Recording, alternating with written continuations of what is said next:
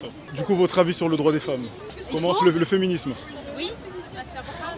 Oui. C'est important. Est-ce que vous avez des choses à rajouter quoi? C'est hyper large, t'as pas. Vous dites pourquoi c'est important, nanana, vous développez quoi? Parce que ça nous touche déjà à premier degré.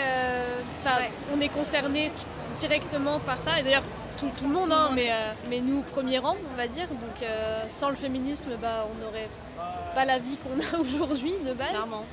Et sans le féminisme, nos droits n'avanceraient pas dans le futur. Donc, évidemment qu'on est pour.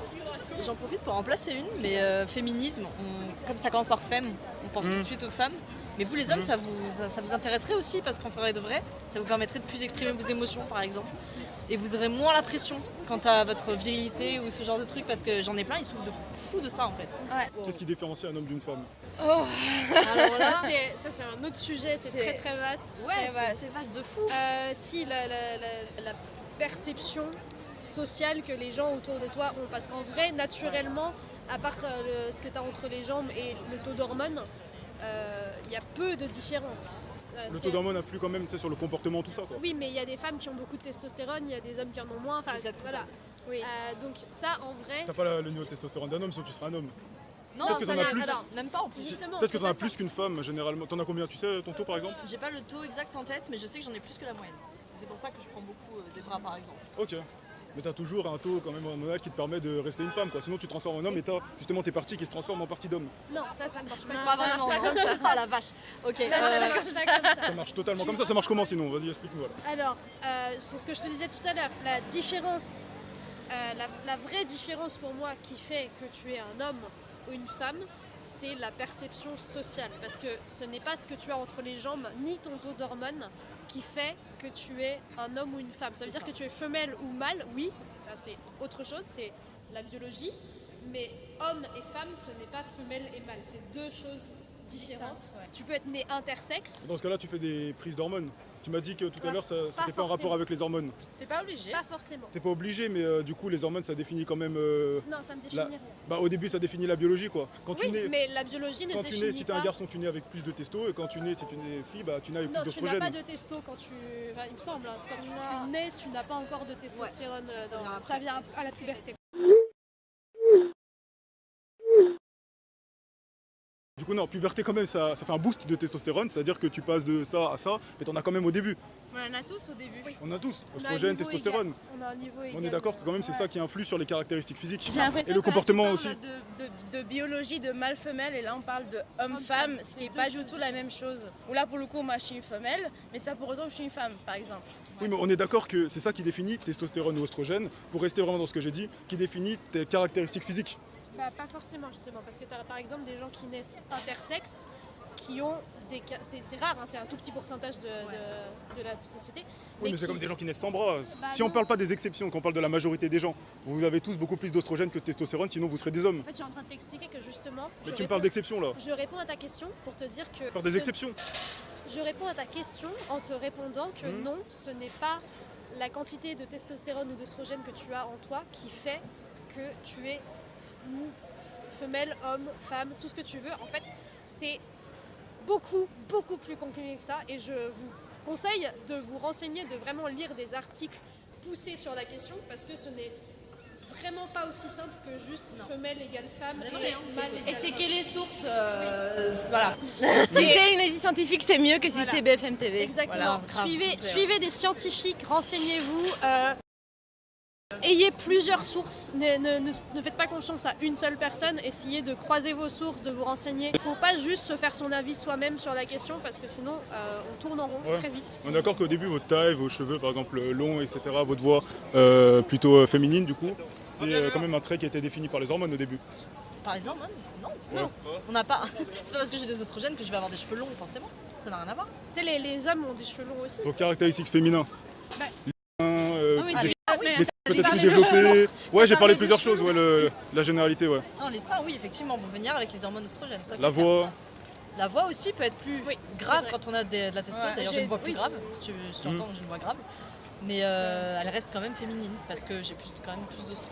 Voilà, oui, bah sur ça on est tu d'accord. peux Du coup, partir sur ça. vous c'était sur autre chose, du coup, tu peux juste me donner plus précisément sur quoi on n'était pas d'accord, j'ai pas compris tout à l'heure. Parce que si on arrive à être d'accord sur le fait que les hormones ça définit ci, ça, j'ai pas compris sur quoi on n'est pas d'accord là.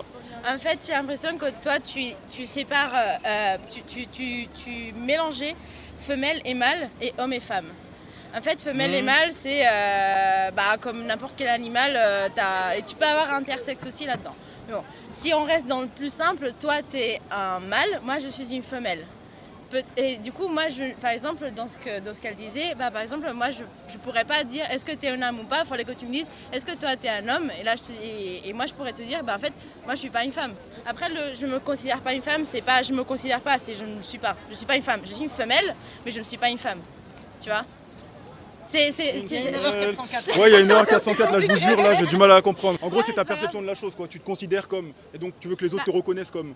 Moi, je m'en fiche de comment les gens me considèrent. Moi, c'est personnel. Je sais que je suis quelque chose. Mes plus gros obstacles, c'est ma mère, parce qu'elle n'accepte pas ma transidentité. On est super fiers, franchement. Bravo les trans, ouais.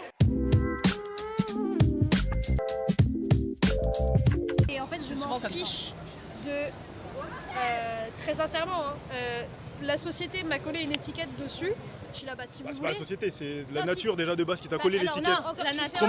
Chromosome XX ou Y au début. Tu fais encore l'amalgame entre le sexe biologique et le genre social. La biologie, lui a collé le genre social, c'est quand même quelque chose qui est en corrélation avec une société, donc un groupe de personnes et le fait que les gens puissent réfléchir. C'est ça. Voilà, par exemple dans les tribus, je pense pas qu'il y ait de personnes qui naissent hommes et qui se considèrent comme femmes, par exemple. En vrai, renseigne-toi, il y a beaucoup de tribus où justement, tu serais archi étonné. Vous avez un exemple, par exemple? Moi, j'en ai pas là pour l'instant. Moi, j'en ai... Comment je peux être étonné? Faut que je sois étonné là. Mais il me semble que j'avais vu un truc comme ça. Dans ce qu'on appelle les Indiens aux États-Unis, tu as les Two-Spirit. C'est les personnes qui sont et femmes et hommes en même temps. Et en fait, personne ne réfléchit par rapport à ça depuis des années. Se considèrent comme femme et homme, mais ils peuvent toujours, par exemple, si c'est un garçon, il peut mettre enceinte plusieurs femmes tous les jours. Et si c'est une fille, c'est de la biologie. c'est de la biologie, c'est la nature de base. Ensuite, après, on a rajouté une conception plus spirituelle. Pour le coup, là, c'est plus mon avis personnel, c'est ce que j'ai analysé en fonction de... C'est ce que je pense, c'est vraiment diviser pour mieux régner. C'est plus facile de contrôler une société qui est divisée en deux groupes hommes-femmes, plutôt que de dire, faites comme vous avez envie. Et, je pense l'inverse, je pense que c'est plus facile de se dire tu peux être ce que tu veux. Comme ça, les gens, ils ont plus de piliers sur lesquels se reposer. Par exemple, ils savent plus dire par exemple, ce que c'est une femme ou un homme. Donc c'est beaucoup plus facile après de faire en sorte de rentrer n'importe quelle idée dans la tête des gens, puisqu'ils ont plus de piliers sur lesquels s'appuyer. Le capitalisme, ça vendait des choses féminines à des femmes et des choses masculines à des hommes. C'était beaucoup plus simple à gérer. Mais on est toujours dedans, pourquoi tu dis c'était? Alors c'est vrai, tu as raison, on est toujours dedans, mais ça évolue. Maintenant, globalement, et je dis globalement parce que ça se renforce, ça évolue et ça continue dans cette direction-là.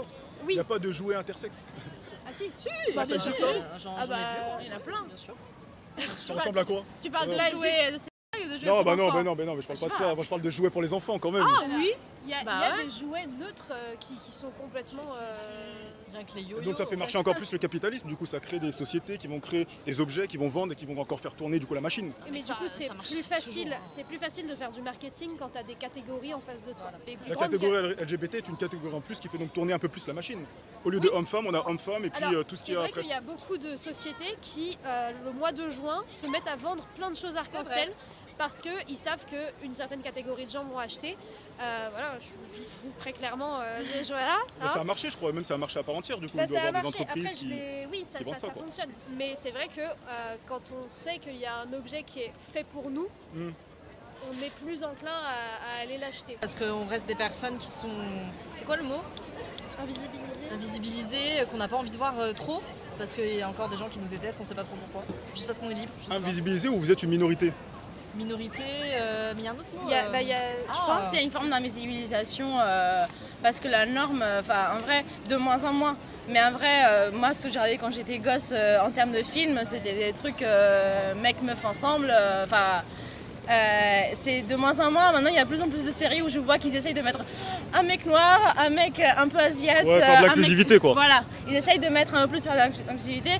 Mais en fait, jusqu'à il n'y a pas si longtemps, en vrai, tout ce que j'ai regardé quand j'ai grandi, quand je me suis construit, en fait, jusqu'à même après mes 18 ans, c'était vachement c'est comme ça, il faut que tu te mettes dans une des deux cases. Toi, quand t'es petite, On aurait plus dit que c'était naturel et ensuite après on a rajouté, comme vous avez dit, une conception plus spirituelle de la chose quoi dessus. Et toi, quand t'es petite, t'essaies de te construire par rapport à ce que tu vois autour de toi. Et si ce que tu vois autour de toi, c'est juste des gens où c'est...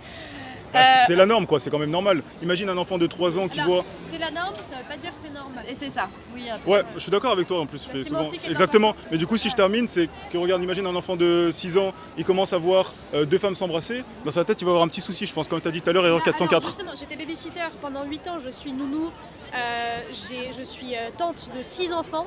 Je peux t'assurer. On n'est pas parvenu à cette conclusion. Pas du tout. Eux, ils s'en foutent royalement. J'ai bossé en crèche pendant 4 ans. Et c'est pareil. Il y avait 2 papas qui des fois s'embrassaient devant les gosses. Les gosses, c'est mignon. Tu sais, ça s'ancre. C'est comme justement homme-femme. Ils regardent des films, comme tu l'as dit au début. Ils commencent à regarder des films homme-femme. Donc pour eux, ça rentre comme quelque chose de normal, homme-femme. Donc après, si tu rajoutes un 3e truc, bah, du coup, ça va apparaître comme normal. Alors que c'est pas la norme. Bah non, du coup, c'est pas la norme. Tu viens de dire tout à l'heure que normal, c'était pas quelque chose qui était forcément la norme. Si on part du principe que c'est dans la nature, ça existe.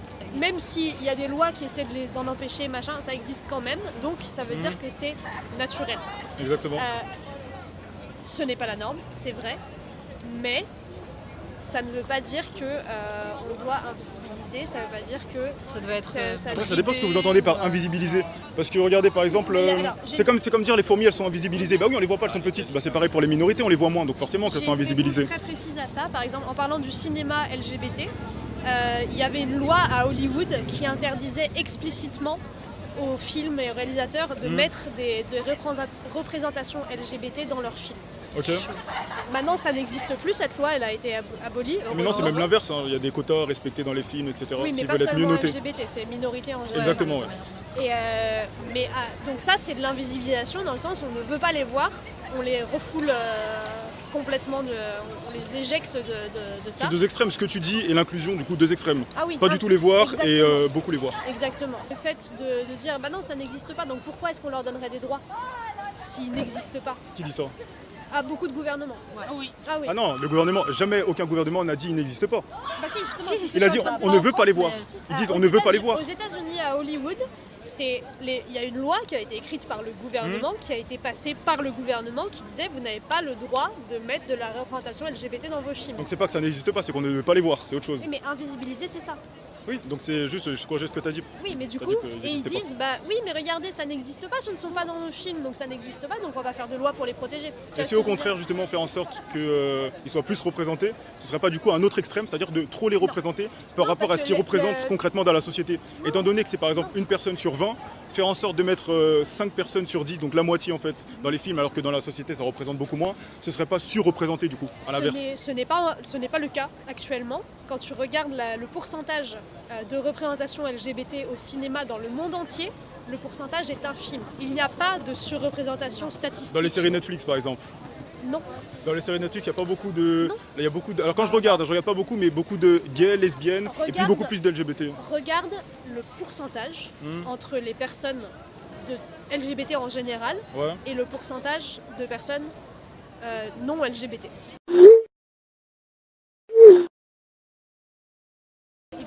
Renseigne-toi et quand je regarde en tout cas Netflix, ressenti. Quand je regarde, c'est pas du ressenti, ça c'est ce que j'ai vu justement quand je regarde Netflix, dans toutes les séries quasiment maintenant, il y a obligatoirement un groupe de gays.